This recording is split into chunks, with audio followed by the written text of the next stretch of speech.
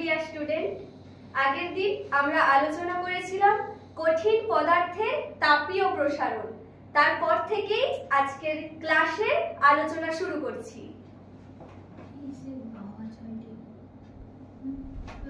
আজকে প্রথমে আমরা যেটা দেখে নেব, দৈনন্দিন জীবনে অভিজ্ঞতার আলোকে কঠিন পদার্থের প্রসারণ, অর্থাৎ কঠিন পদার্থের প্রসারণের একটি উদাহরণ আমরা দেখে নেব। তো যেটা আমরা সবথেকে বেশি ইউজ করি বা যেটা সবথেকে বেশি আমাদের কাজে লাগে সেটা হলো দ্বিধাতব পাত। দ্বিধাতব পাত কি? দুটি ভিন্ন ধাতু দিয়ে তৈরি সমান মাপের অর্থাৎ একক দৈর্ঘ্য, প্রস্থ এবং বেধযুক্ত দণ্ড বা পাতকে একটির ওপর আরেকটিকে রেখে সাধারণ উষ্ণতায় রিভেট করে আটকানো হলে সেই ধাতব পাতযুগ্মকে দ্বিধাতব পাত বলে। এবার ব্যাপারটা একটু এক্সপ্লেন করে দিই। দ্বিধাতব পাত মানে বুঝতেই পারছো যে দুটো ধাতু দিয়ে কিন্তু পাতটা তৈরি হচ্ছে। তো ওই দুটো ধাতু আমরা একটা নিব নিকেল এবং সেকেন্ডটা হচ্ছে লোহা। দ্বিধাতব পাত মানে বুঝতেই পারছো যে দুটো ধাতুর সংমিশ্রণে কিন্তু এই পাতটা তৈরি হয়েছে। তো এখানটায় দুটো ধাতু নেব যে পিতল এবং লোহা।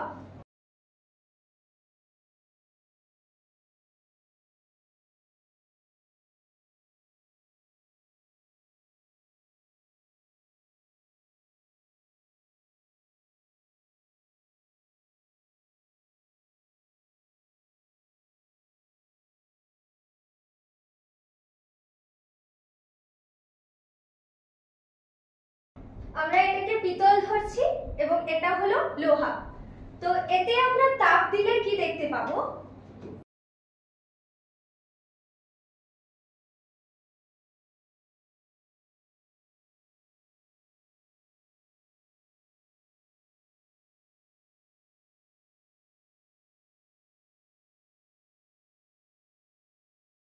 এতে যদি আমরা তাপ দিই তাহলে দেখতে পাবো যে বস্তুটি এরকম ছিল, এই টাইপের হয়ে আছে, মানে একটু বেঁকে যাচ্ছে।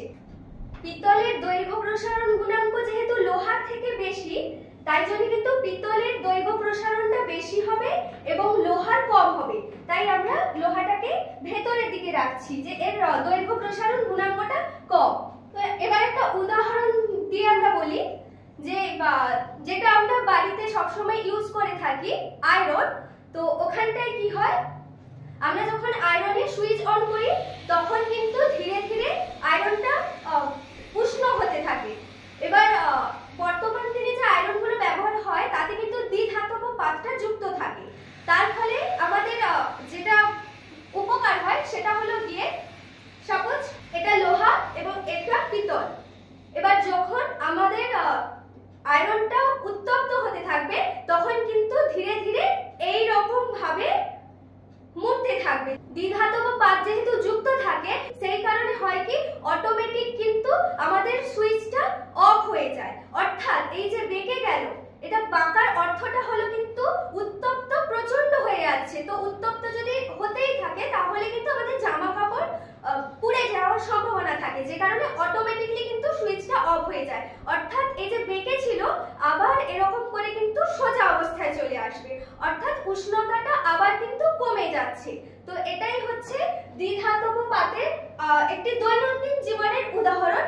এছাড়াও অনেক উদাহরণ আমরা দেখতে পাই। এরপরে আমরা আসব তরলের তাপীয় প্রসারণ। কঠিন বস্তুকে যেমন তাপ দিলে তার তাপীয় প্রসারণ হয়, তরলের ক্ষেত্রেও কিন্তু আমরা সেমই দেখতে পাবো। তরলের ক্ষেত্রেও কিন্তু তাপীয় প্রসারণ হবে, কিন্তু তরলের যেহেতু দৈর্ঘ্য, প্রস্থ, উচ্চতা নেই, সেক্ষেত্রে আমরা শুধুমাত্র তরলের আয়তন প্রসারণ গুণাঙ্ক দেখতে পাবো।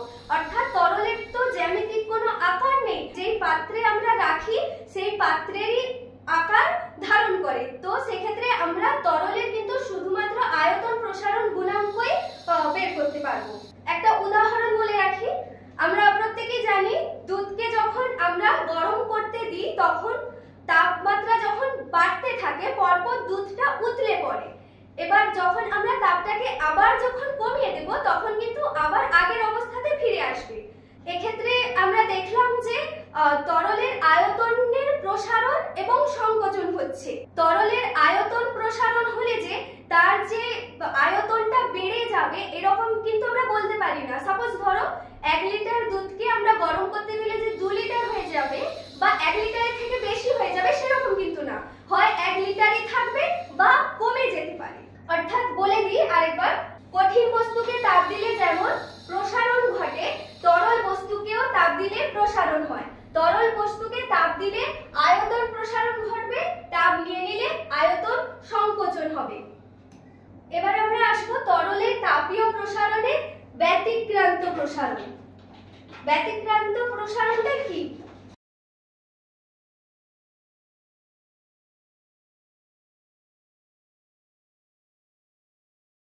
এখানটায় হচ্ছে এই পাত্রে জল রয়েছে, জলে তাপমাত্রা দিলে আমরা কি দেখতে পাবো? প্রথমে যেটা দেখতে পাবো 1 ডিগ্রি 2 ডিগ্রি 3 ডিগ্রি 4 ডিগ্রি উষ্ণতায় জলে কিন্তু আয়তন সংকোচন হচ্ছে। এটাই হচ্ছে এখানকার ব্যতিক্রম। সাধারণত আমরা কি দেখি যে কোন একটা তরলকে তাপ দিলে সেটার আয়তন প্রসারণ হচ্ছে, কিন্তু আমরা জলের ক্ষেত্রে দেখব যে 1 ডিগ্রি থেকে 4 ডিগ্রি সেন্টিগ্রেড উষ্ণতা পর্যন্ত তরলের সংকোচন হচ্ছে।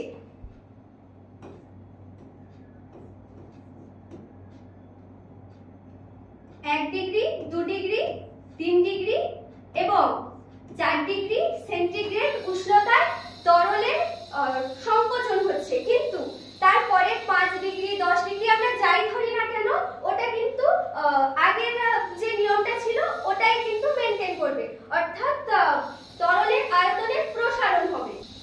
এখানে ওটাই লেখা আছে 1 ডিগ্রি থেকে 4 ডিগ্রি সেন্টিগ্রেড পর্যন্ত উষ্ণতায় আয়তন প্রসারণ হয় না, এটাই কিন্তু ব্যতিক্রম অর্থাৎ ব্যতিক্রান্ত প্রসারণ। এটা জলের ক্ষেত্রেই সবসময় হয়, সংকোচন হয়। এটি হলো জলের ব্যতিক্রান্ত প্রসারণ। 4 ডিগ্রি সেন্টিগ্রেড উষ্ণতায় জলের ব্যতিক্রান্ত প্রসারণ সর্বোচ্চ, অর্থাৎ 4 ডিগ্রি সেন্টিগ্রেড উষ্ণতায় জলের ব্যতিক্রান্ত প্রসারণ সর্বোচ্চ। আমরা একটা গ্রাফের মধ্যে দিয়ে একটু বুঝে নেওয়ার চেষ্টা করব।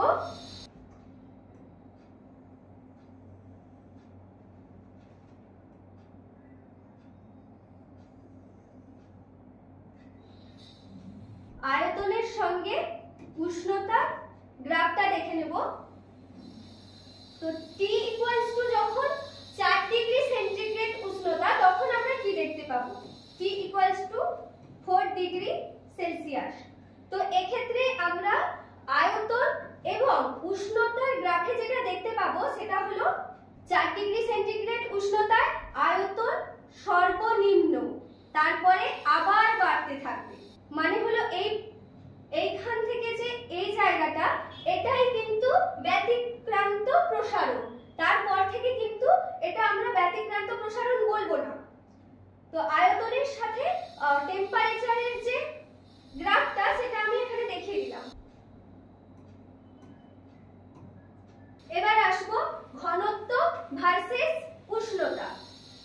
তো ঘনত্বকে আমরা রো দিয়ে ডিনোট করি, রো ভার্সেস টি।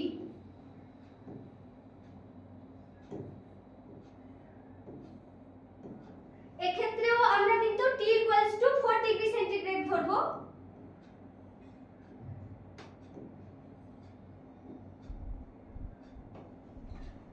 ঘনত্বের সাথে উষ্ণতার সম্পর্কে আমরা যেটা দেখতে পাবো সেটা হলো 4 ডিগ্রি সেন্টিগ্রেড উষ্ণতায় ঘনত্ব কিন্তু সর্বোচ্চ অর্থাৎ ম্যাক্সিমাম।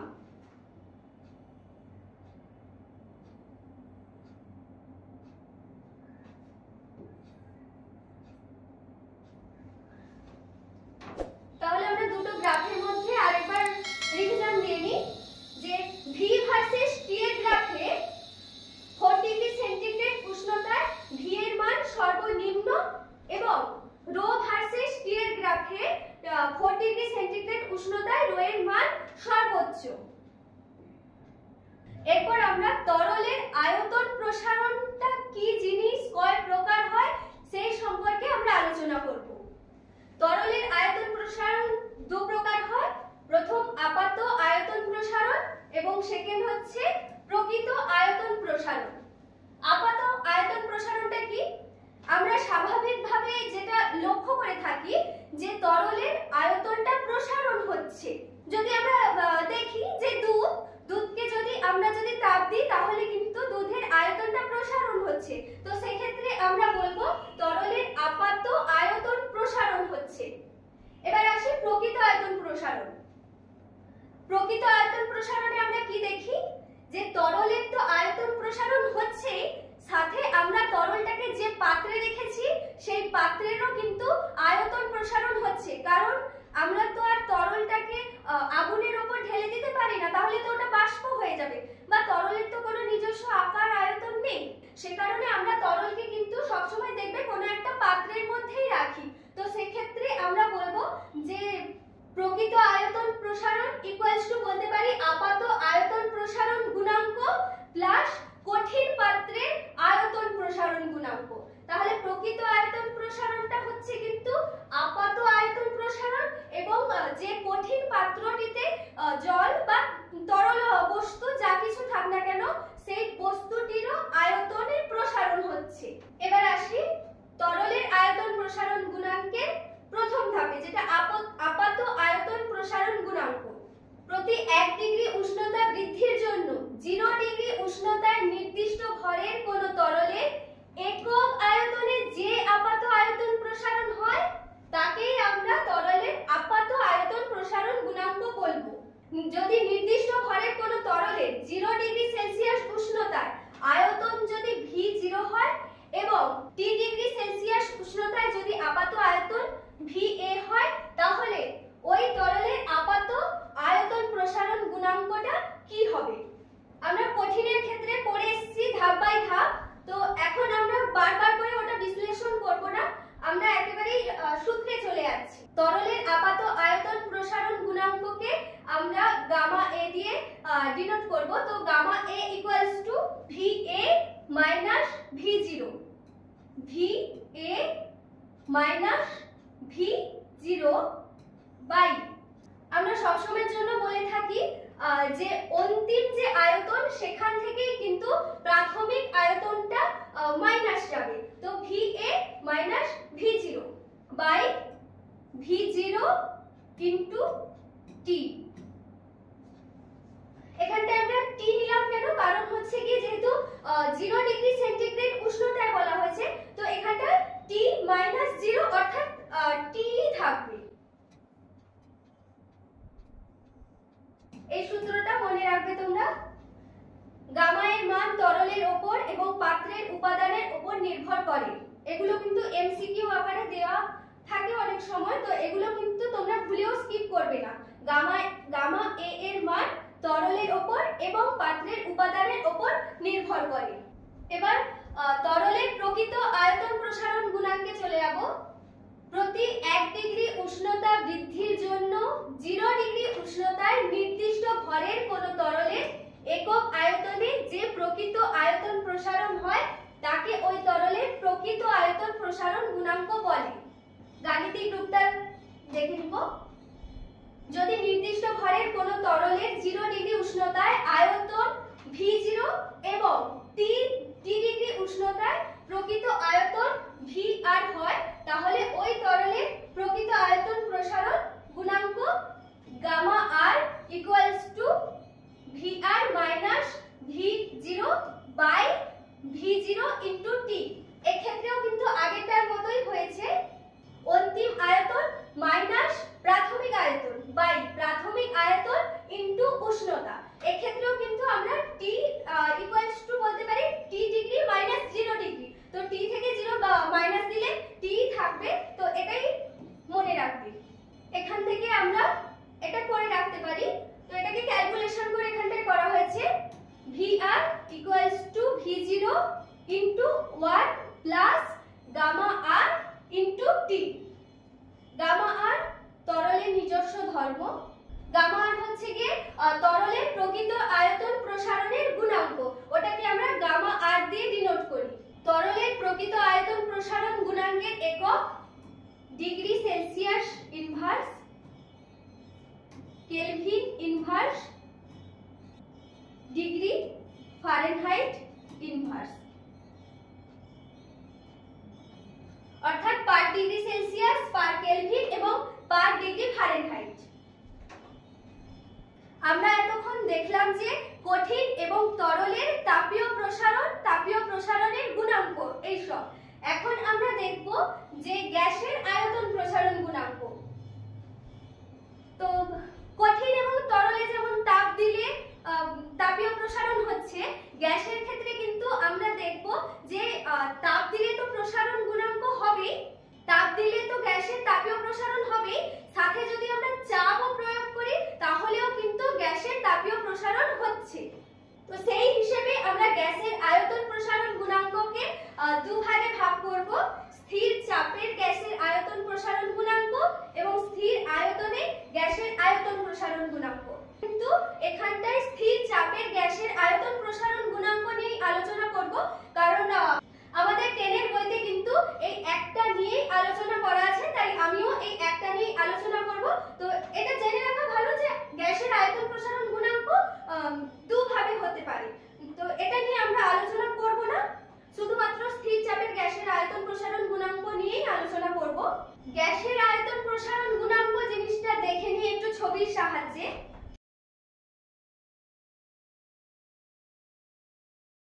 এই পাত্রে কোন একটা গ্যাস রাখা রয়েছে, এখানটায় আমরা তাপ দিলাম, তো এটাকে আমরা গ্যাস যে পাত্রে থাকে ওটাকে আমরা কিন্তু গ্যাসের চেম্বার বলে থাকি। তো এটা গ্যাসের চেম্বার। এখানে যদি আমরা ঘর্ষণবিহীন পিস্টন যদি এখানটায় যদি চাপ দিই তাহলে কিন্তু আমরা দেখব যে গ্যাসের আয়তনের পরিবর্তন হচ্ছে, অর্থাৎ এক্ষেত্রে গ্যাসের আয়তন কিন্তু সংকোচন হচ্ছে। এখানে যদি আমরা ঘর্ষণবিহীন পিস্টন যদি প্রয়োগ করি তাহলে কিন্তু আমরা দেখব গ্যাসের আয়তনের পরিবর্তন হচ্ছে, অর্থাৎ এটাকে আমরা কিন্তু বলছি যে ঘর্ষণবিহীন পিস্টন। এরপর চলে যাচ্ছি স্থির চাপে গ্যাসের আয়তন প্রসারণ গুণাঙ্ক। চাপ স্থির রেখে এখানটা একটু ভালো করে দেখবে যে 0 ডিগ্রি সেন্টিগ্রেড থেকে 1 ডিগ্রি সেন্টিগ্রেড বৃদ্ধি করলে তার প্রতি একক আয়তনে যে আয়তন বৃদ্ধি হয় তাকে ওই গ্যাসের আয়তন প্রসারণ গুণাঙ্ক বলে। এবার আমরা স্থির চাপে গ্যাসের আয়তন প্রসারণ গুণাঙ্কের গাণিতিক রূপটা দেখে নিচ্ছি। যদি চাপ যদি স্থির থাকে তাহলে এখানটা কিন্তু বলতেই হবে যে স্থির চাপে, কারণ এটা হচ্ছে স্থির চাপের গ্যাসের আয়তন। তো যদি স্থির চাপে কোনো নির্দিষ্ট ভরের গ্যাসের আয়তন 0 ডিগ্রি সেলসিয়াস এবং T ডিগ্রি সেন্টিগ্রেড উষ্ণতায় V0 এবং VT হয় তাহলে ওই গ্যাসের আয়তন প্রসারণ গুণাঙ্ক কি হবে? আয়তন প্রসারণ গুণাঙ্ককে আমরা এখানটায় গামা P দিয়ে ডিনোট করছি। গামা P ইকুয়ালস টু কি হবে?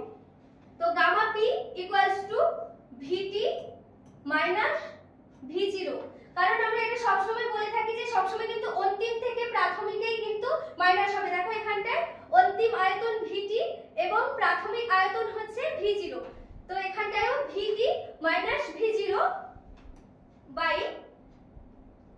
V0 into T। এখানেও আমরা যেটা দেখতে পাই T ডিগ্রি সেন্টিগ্রেড থেকে 0 ডিগ্রি সেন্টিগ্রেড মাইনাস হচ্ছে, তো সেই জন্য আমরা T মাইনাস 0 না লিখে সরাসরি T লিখে দিচ্ছি।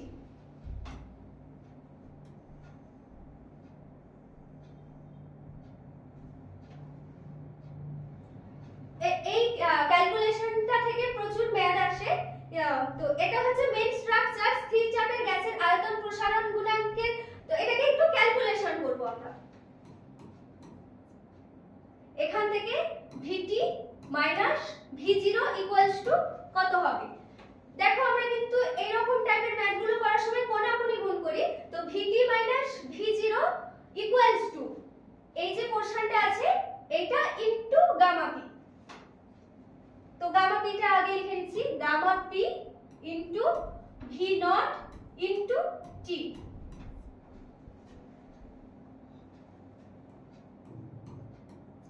এখান থেকে আমরা VT এর মান বের করব। VT equals to V0 plus gamma P V0 into T। এখান থেকে আমরা VT ইকুয়ালস টু বলতে পারি, দেখো এখান থেকে আমরা দেখতে পাচ্ছি V0 এখানেও আছে এবং প্লাসের পরে এখানেও আছে, তো সেক্ষেত্রে আমরা কমন নিয়ে নিতে পারি। V0 into 1 plus gamma 1 plus gamma P into T।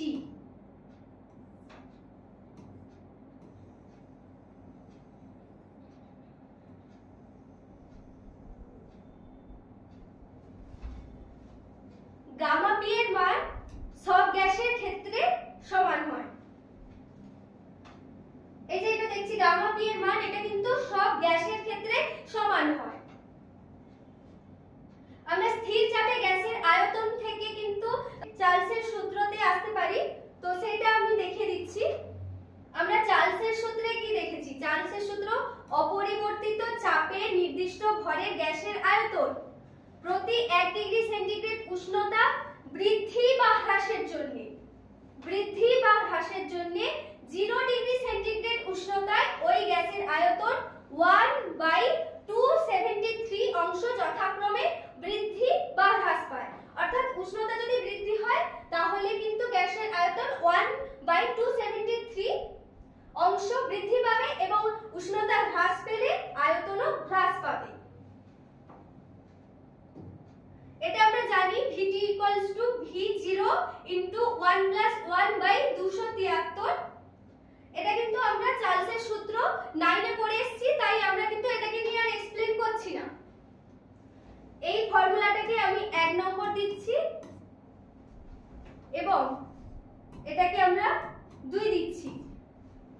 1 নম্বর এবং 2 নম্বর সমীকরণ অর্থাৎ VT V0 into 1 plus gamma P into T, এটা 1 নম্বর সূত্র। আর 2 নম্বর সূত্র হচ্ছে চার্লসের সূত্র VT V0 ইন্টু 1 প্লাস 1/273, এটাকে আমরা সেকেন্ড ধরে নিচ্ছি। তো 1 নম্বর এবং 2 নম্বর 1 নম্বর এবং 2 নম্বরকে তুলনা করলে আমরা পাবো gamma P equals to 1/273 degree Celsius inverse. আমরা 1 নম্বর এই সমীকরণ এবং এই সমীকরণটা থেকে যদি আমরা তুলনা করি তাহলে আমরা পাবো গামা P এর মান। আমি যেরকমটা আগে বলেছিলাম যে গামা P এর মান সব গ্যাসের ক্ষেত্রেই কিন্তু সমান হয়, তো এটা আমি বলে দিলাম গামা P এর মান হচ্ছে 1/273 ডিগ্রি সেন্টিগ্রেড ইনভার্স। এটা কিন্তু খুবই গুরুত্বপূর্ণ, তো এটা সবাই মনে রাখবে। এবার একটা কোশ্চেন আমাদের মনে আসতে পারে যে কঠিন পদার্থের ক্ষেত্রে বা তরল পদার্থের ক্ষেত্রে যখন আমরা বলেছিলাম তখন বলেছিলাম প্রতি ডিগ্রি সেন্টিগ্রেড, কথাটা মানে সংজ্ঞার ক্ষেত্রে ছিল প্রতি ডিগ্রি সেন্টিগ্রেড, কিন্তু এখানটায় গ্যাসের ক্ষেত্রে যেটা আমরা দেখতে পাচ্ছি 0 ডিগ্রি সেন্টিগ্রেড থেকে 1 ডিগ্রি সেন্টিগ্রেড।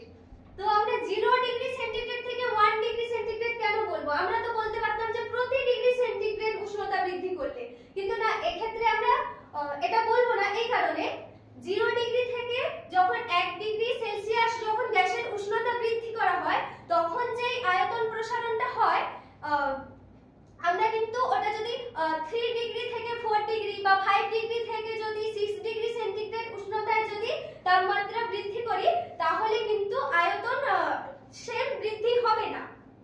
এখানে আমরা একটা মনে কোশ্চেন আসবে যে আমরা যখন কঠিন এবং তরলের ক্ষেত্রে দেখেছিলাম যে প্রতি ডিগ্রি সেন্টিগ্রেড কথাটা বারবার করে আমরা বলছিলাম, কিন্তু গ্যাসের ক্ষেত্রে আমরা কি বলছি 0 ডিগ্রি সেন্টিগ্রেড থেকে 1 ডিগ্রি সেন্টিগ্রেড।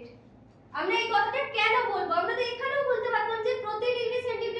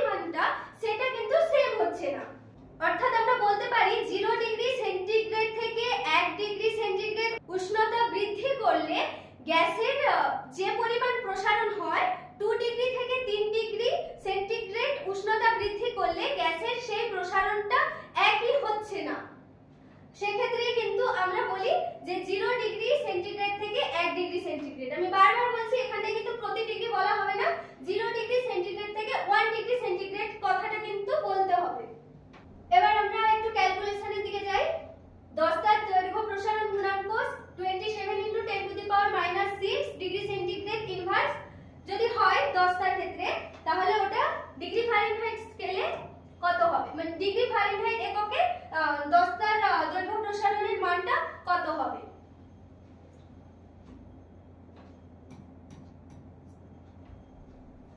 তো এটা 10 তার দৈর্ঘ্য প্রসারণ গুণাঙ্ককে আমরা কি ধরতে পারি? Alpha C. Alpha C equals to 27 into 10 to the power -6 degree centigrade inverse. এবার আমরা জানি যে alpha Fahrenheit equals to 5/9 alpha Celsius. এটা কিন্তু আমরা যখন দৈর্ঘ্য প্রসারণ গুণাঙ্ক পড়েছিলাম অর্থাৎ কঠিনের ক্ষেত্রে, তখন কিন্তু এই ফর্মুলাটা আমি বলে রেখেছিলাম। এটা দিয়ে কিন্তু সলভ হবে এই ম্যাথটা।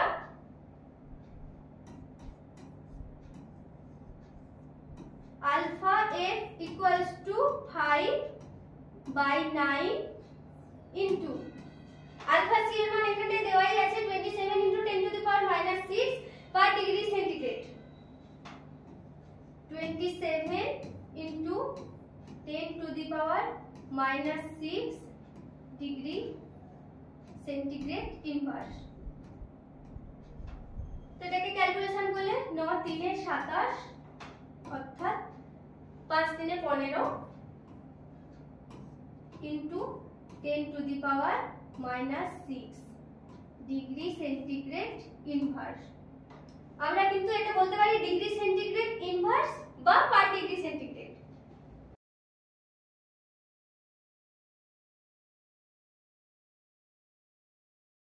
এখানে একটা ম্যাথ দিয়েছে 50 ডিগ্রি সেন্টিগ্রেড তাপমাত্রায় কোন একটি প্ল্যাটিনাম তারের দৈর্ঘ্য 1.37 সেমি, তারটিকে যদি আমরা 150 ডিগ্রি সেন্টিগ্রেড তাপমাত্রায় নিয়ে যাই তাহলে ওর দৈর্ঘ্য কত হবে? এখানে আমরা দেখতে পাচ্ছি T1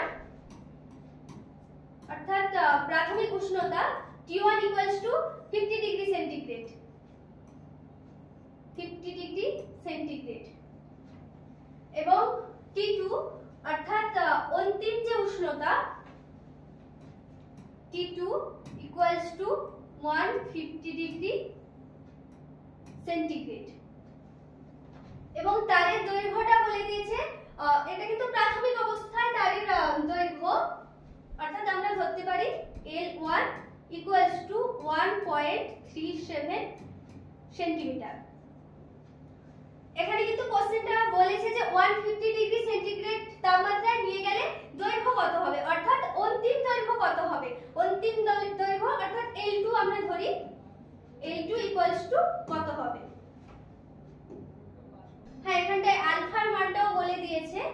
প্ল্যাটিনামের দৈর্ঘ্য প্রসারণ গুণাঙ্ক alpha equals to 9 into 10 to the power -6 degree centigrade inverse.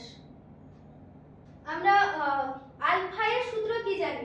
Alpha এর দৈর্ঘ্য প্রসারণ গুণাঙ্কে আমরা আলফা এর যে সূত্রটা পড়েছিলাম সেটা হলো alpha equals to L2 minus L1, অর্থাৎ হচ্ছে অন্তিম দৈর্ঘ্য মাইনাস প্রাথমিক দৈর্ঘ্য by L1 into T2 minus T1। এই যে ফর্মুলাটা, এটা কিন্তু আমরা আগের ক্লাসে প্রমাণ করেছি, তাই আমরা এখানটায় ওই ব্যাপারে ডিসকাশন করছি না। যেহেতু এখানটায় L2 এর মান চেয়েছে, তো আমরা কি ক্যালকুলেশন করে এইখান থেকে L2 এর মানে আমরা যাচ্ছি। তো L2 minus L1 equals to alpha into L1 into T2 minus T1 equals to L2 এর মান এখানটায় জানতে চেয়েছে। তো L2 equals to L1 plus alpha L1 into T2 minus T1।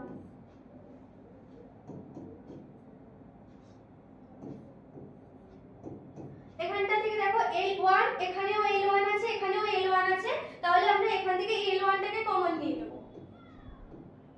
L1 into 1 plus alpha into T2 minus T1।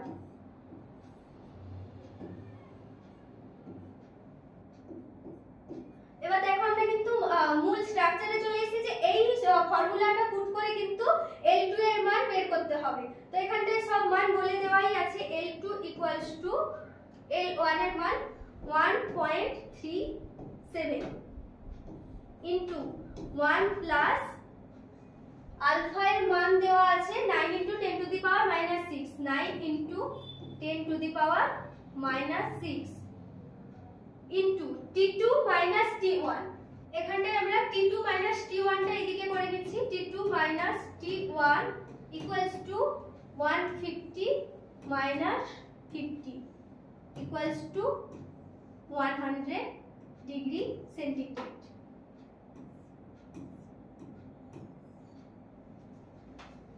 এখানটায় আমরা T2 minus T1 এর মান এখানটায় পুট করছি।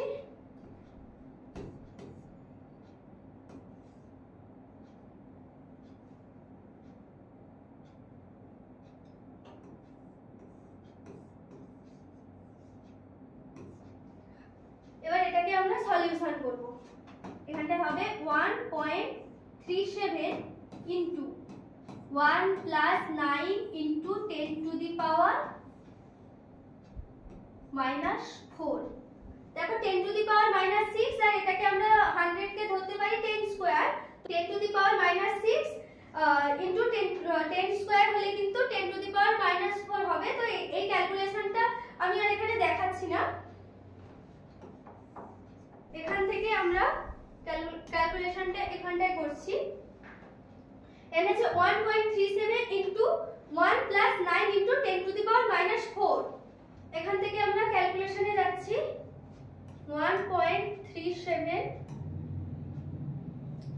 ইন্টু 1 প্লাস, দেখো 9 into 10 to the power minus 4, মানে আমরা এটা বলতে পারি 9 বাই 10 টু দি পাওয়ার 4 করে নিচ্ছি। 9 বাই 10 টু দি পাওয়ার 4 না লিখে আমরা কিন্তু সরাসরি লিখে দিচ্ছি 10,000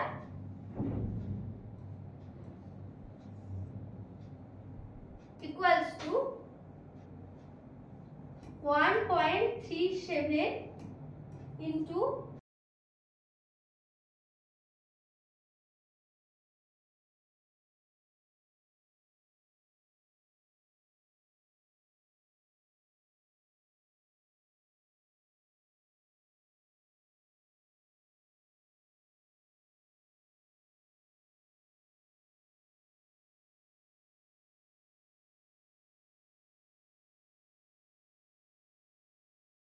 এই গুণটা আমি করে দেখাচ্ছি না, তোমরা প্রত্যেকেই গুণ জানো। তো সেই হিসেবে আমি ওটা শুধুমাত্র অ্যানসারটা বলে দিচ্ছি।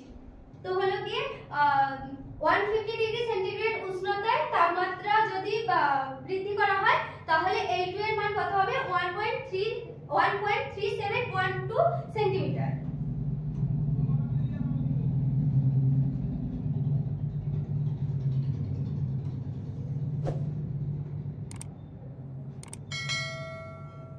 আরো একটি ম্যাথ আছে। একটি নির্দিষ্ট পরিমাণ গ্যাসের আয়তন 80 ডিগ্রি সেন্টিগ্রেড উষ্ণতায় 500 সেন্টিমিটার কিউব এবং 150 ডিগ্রি সেন্টিগ্রেড উষ্ণতায় 600 সেন্টিমিটার কিউব হলে ওই গ্যাসের আয়তন প্রসারণ গুণাঙ্ক কি হবে? এখানেও কিন্তু আমরা প্রথমে লিখে নিব V1 V2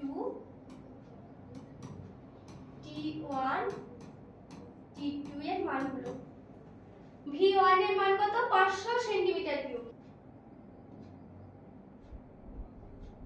V1 এর মান হচ্ছে 500 সেন্টিমিটার কিউব।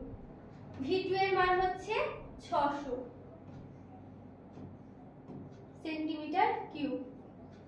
T1 এর মান হচ্ছে 80 ডিগ্রি সেন্টিগ্রেড। T2 এর মান হচ্ছে 150 ডিগ্রি সেন্টিগ্রেড। গ্যাসের আয়তন প্রসারণ গুণাঙ্ক চেয়েছে, অর্থাৎ গামা ভি।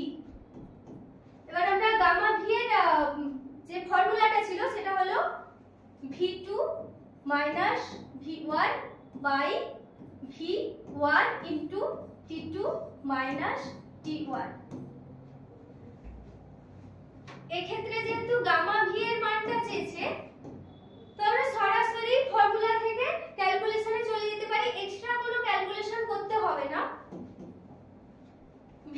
মাইনাস V1 অর্থাৎ এখানে করে নিচ্ছি V2 minus V1 equals to 600 minus 500 centimetre cube equals to 100 centimetre cube. আর T2 minus T1 equals to 150 minus 80 degree centigrade equals to 70 degree centigrade. তো এখানটায় V2 মাইনাস V1 এর মান এখানে বের করে নিয়েছি। তো এখানটায় সরাসরি লিখে দিচ্ছি 100 বাই V1 এর মান দেখো 500 ছিল ইনটু 70 ইকুয়ালস টু